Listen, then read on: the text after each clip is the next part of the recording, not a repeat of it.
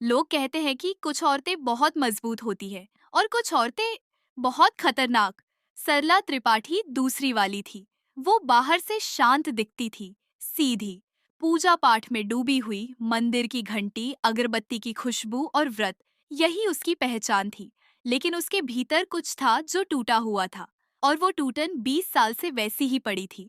उसका बेटा ईशान था, कॉलेज में पढ़ने वाला एक सीधा सादा लड़का। उसे लगता था कि उसका घर सुरक्षित है, बहुत ज्यादा सुरक्षित। बस एक बात अजीब थी। हर गुरुवार की रात सरला बिना कुछ बताए घर से निकल जाती थी। ना कोई आवाज, ना कोई वजह।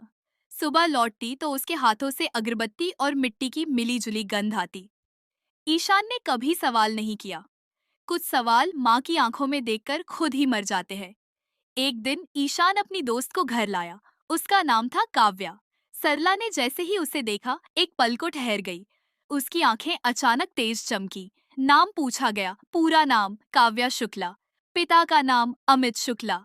सरला मुस्कुराई, धीरे से, लेकिन उस मुस्कान में कोई दया नहीं थी, और वो मुस्कान जैसे ठंडी आग जलाती हो।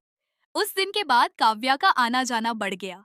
हर बार सरला कुछ न कुछ खिलाती, फल, दूध, प्रसाद, और हर बार वही बात कहती, घर जाकर मम्मी को भी देना।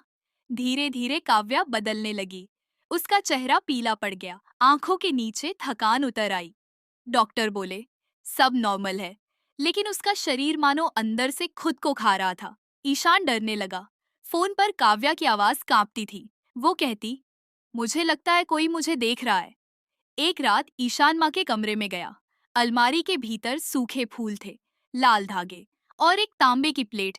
प्लेट पर एक नाम लिखा था, काव्या। एक ठंडी हवा चली। कमरा अचानक भारी लगने लगा।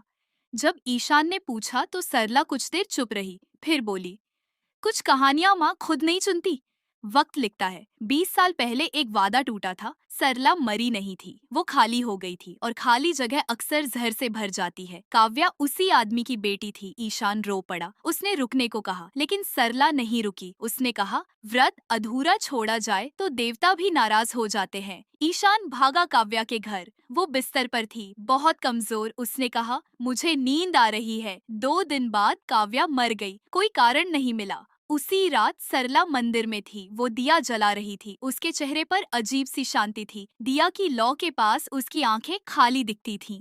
सुबह ईशान अपने कमरे में, सन्नाटा गहरा था। ईशान का दिल जोर जोर से धड़क रहा था। उसने देखा कि तांबे की प्लेट धीरे धीरे चमक रही थी।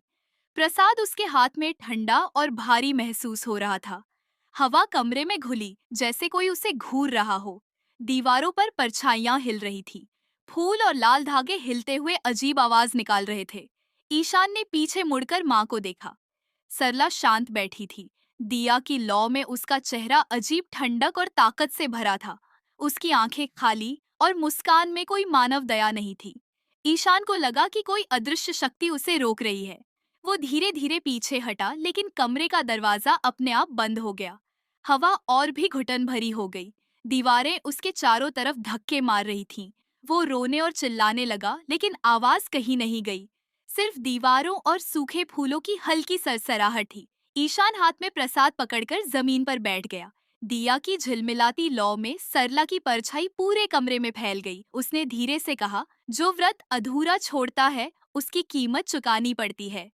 कमरा अचानक और ठंडा हो गया। ईशान ने महसूस किया कि उसकी हर सांस भारी और कठिन हो रही थी। प्रसाद हाथ में अभी भी था, लेकिन जैसे धीरे धीरे उसकी शक्ति खत्म हो रही थी। सुबह हुई, मोहल्ले की औरतें सुनती हैं, कमरे से हल्की धड़कन और फुसफुसाहट। ईशान का कमरा